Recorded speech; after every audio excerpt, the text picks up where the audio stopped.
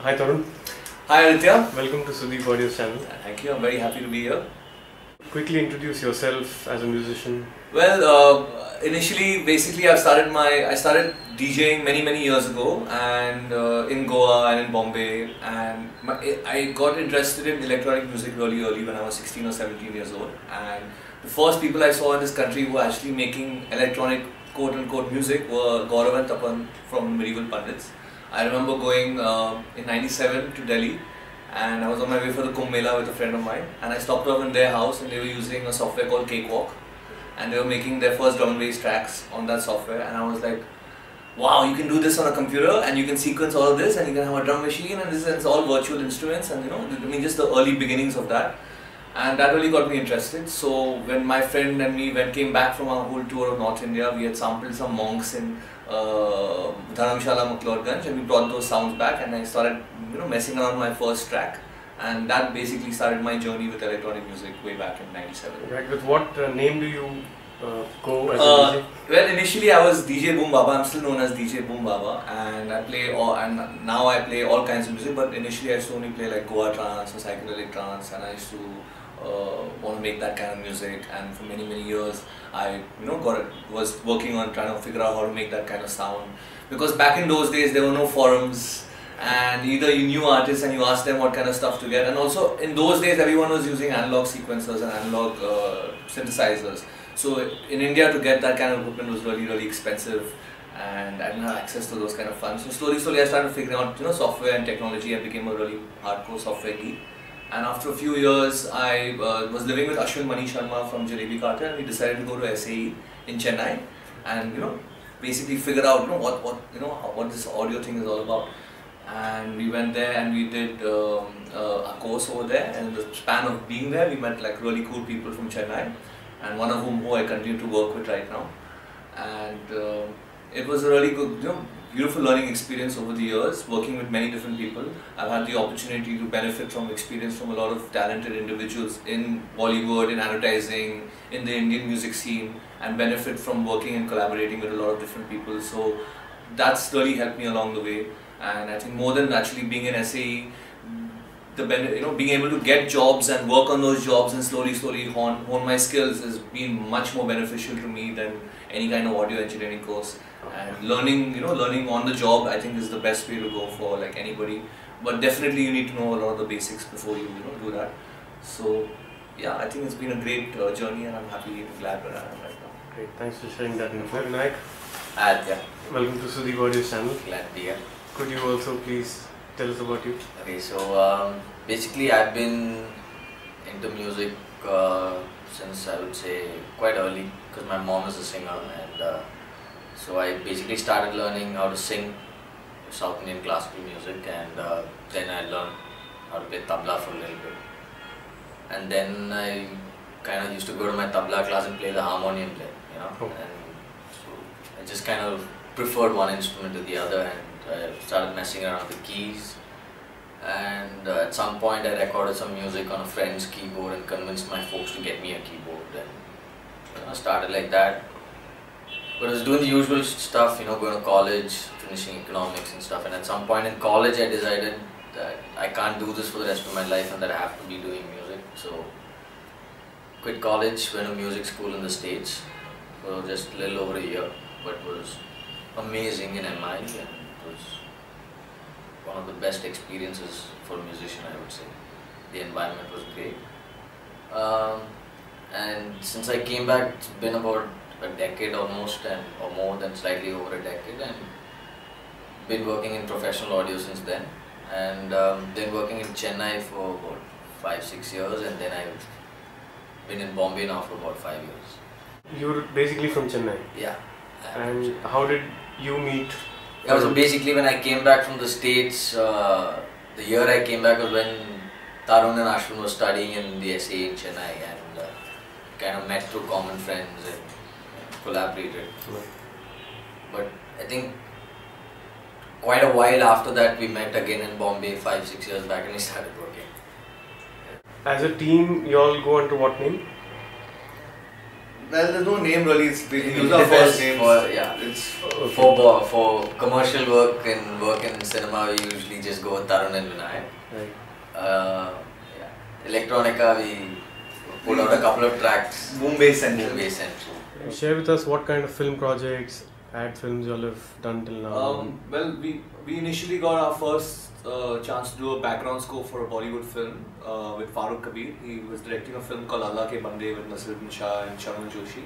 So we started working on that pretty early on in our career together, working together. Somehow that film took almost 3 years to basically materialize, in the span of which we had gone through a lot of ads and corporate videos, documentaries.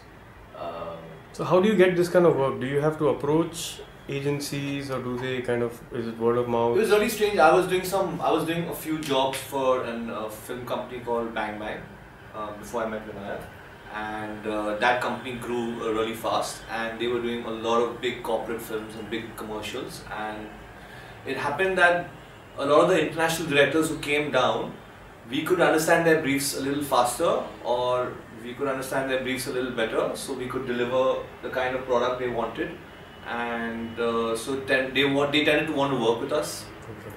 So Bang Bang was working with us a lot, and through them we did a whole bunch of really interesting films, and slowly other agencies heard about us, because it's a very small advertising community. That's right. And people started approaching us for work. So we've really not gone out there and given our show reel. We don't really market ourselves aggressively. We don't market ourselves at all, really. But word of mouth we find is the best way at the end of the day, because your work in the end speaks for itself. That's right. And so if you have quality to back your product at the end of, and somebody is going to come back and say, we want to work with you again. Yeah, I guess so. Right. Speaking of quality and work, could you run us through some of the ads and stuff you've done? Sure. Basically, like we've some ads you might have seen. We did the Indigo commercials for the last 2 years. All the Indigo commercials. And Blender's Pride for the last 2 years, the fashion tours, and we've been doing other interesting work like Sound Trippin for MTV. We did 3 episodes with Sneha Khanwalkar, which was really interesting. Then we produced another track for Sneha in Gangs of Wasseypur or Bihar Ke Lala. And yeah, all kinds of different and interesting projects come our way. This is the last Indigo Airlines commercial we did, which is we call it what do we call it? Modern Major Airline. Modern Global Airline. Modern Global Airline, yeah. That's what the project was called. Yeah, so basically this was the agency came to us with a concept essentially, and the concept was to use a 100-year-old tune basically from a really old musical, and they wanted to rewrite the lyrics of it to kind of fit with their marketing ideas and their concept. And they wanted a blend of orchestral and electronic kind of sound, because Indigo Airlines are modern major airline, so they wanted that whole modern aspect of it to be interpreted through electronic sounds. But in a classically musical environment. Yeah. Like the brief was, it has to be a musical, it has to be electronic, and all our words and our lyrics have to be understood and fit, and said correctly every word. So it was a very interesting brief, and usually we don't have time to work on ad films, but when we get really large projects like this, the agency understands that, and then this project basically it almost took was 3 months. Yeah, 3 months to finish, from start to finish. Including we're talking about various scratch recordings and various voice approvals. Voices had to be auditioned and okayed by the client. We must have 6 or 7 vocal recording sessions with different singers, and even more than 2-3 sessions with the same singer to get the pronunciation of certain words right, and call the singer back each time to get a line right and say no, they're not happy with that word. And the tempo itself is very fast, so for a singer to enunciate each and every word, because it's a mouthful of lyrics. That's the whole concept of the actual musical, is like every actor who would go on stage every day on stage would have to perform such hardcore lyrics and such hardcore words at very fast tempo.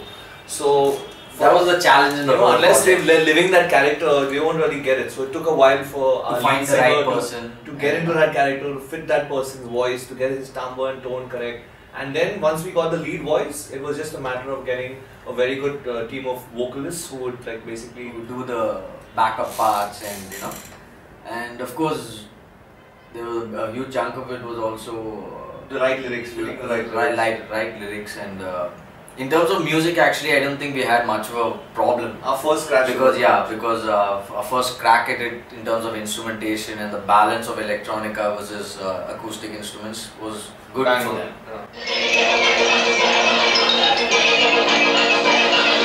That's really fast. So we had to slow it down. There was no way we could possibly get, Singers, and it was also it was this was done for certain comic effect, where we needed to have a comic effect but not too comical also, because the whole ad and the whole message shouldn't be taken too light. So our first job was basically to try and figure out how we could meld the electronic and the orchestral world and give a feeling of a modern global airline with the overall music.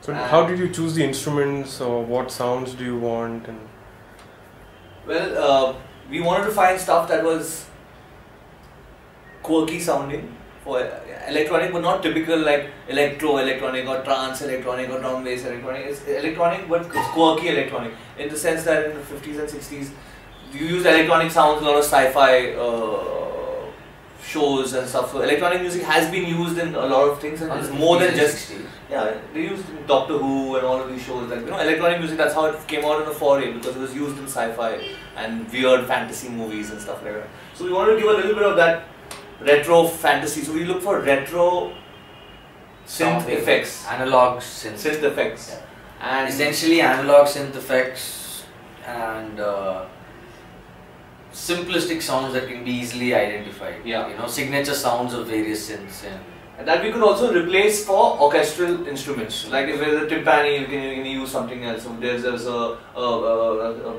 glockenspiel roll, can you use something else? Or if there's whatever, how can trying to figure out what can be replaced, what parts of a orchestra can be replaced, or even if there was a need to replace any part or just add something completely different. We were just experimenting with stuff like that.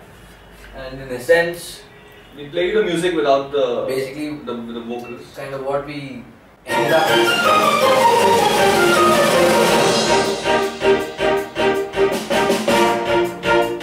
So the beginning is very orchestral for the opening. Yeah, so the way it starts is, the beginning of it is quite orchestral and acoustic, and then it gets into... As the ground force comes in, that's when the mechanics of the modern airline come in. So we wanted like the pilots have a very retro look, and the whole opening of the film is like a musical. so were you told that after so many bars the ground force will come in? Or No. Yes, it was sort of decided in the lyrics that the first... Yeah, the lyrics reflect the timeline. Basically, the first 4 verses is the pilot, the next 4 verses is the ground force, then you have the air hostesses, and then you have... air traffic controllers in the middle, and the air hostess, and then everybody coming in together.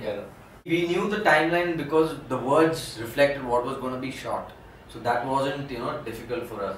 What we needed to do was create moments. Move the track, progressively from one zone into another space. So to start as if it's just another musical, and then before you know it, various electronic elements have started creeping in, and by the end of the track they're all playing together, and you can't really differentiate one from the other. It all seems like one entity.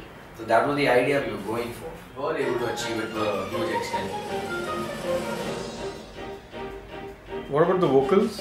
How did you choose and decide on who? Well, we had to start off with the captain, obviously, because he's the lead character in the whole film. Yeah, everybody follows the captain's voice according to the script of this.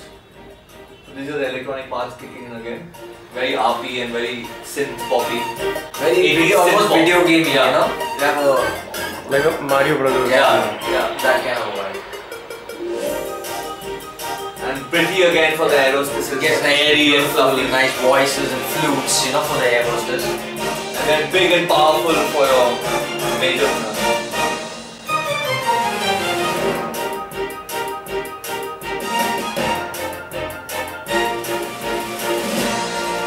Your classic crescendo ending.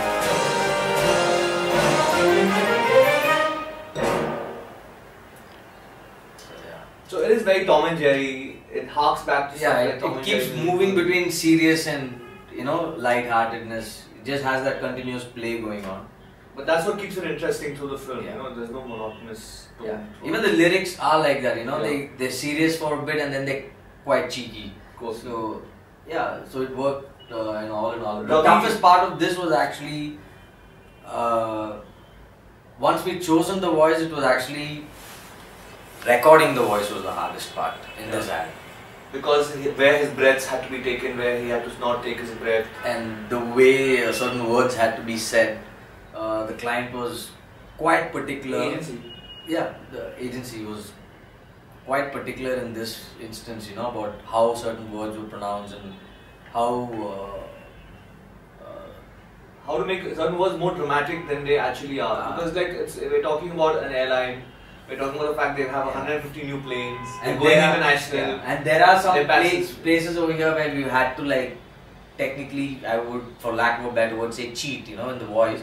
Because there is one place where there is a vocal overlap, and it's pretty much impossible for anybody to sing it like that. Yeah. You know, so you can't really. It doesn't seem funny when you hear the track as a whole, but if you solo the voice in here, you would know it's something that's there is a clear overlap. You know, stuff like that. That was because of the time frame, and you know they had so many things they had to say, and all of it had to fit in 60 seconds. So, you know, we had to cut corners to make that happen, and that was actually the toughest part, to make everything fit. Which usually is with any ad when you have lyrics involved, because a client would always want to put as many words in it that will sell his product. But again, that doesn't make good music, and it doesn't make a good song. So you have to find that balance. Find a balance between hard sell and a catchy song, because at the end of the day, it's entertainment as well as, you know, selling a product. So that's the fine balance that's really difficult to get in all of these projects. Great. Yeah, Thanks guys for spending time with us. Cheers. You're most welcome. And wishing you all the best for many such ads and Thank you. even films. Thank you very much. Thanks.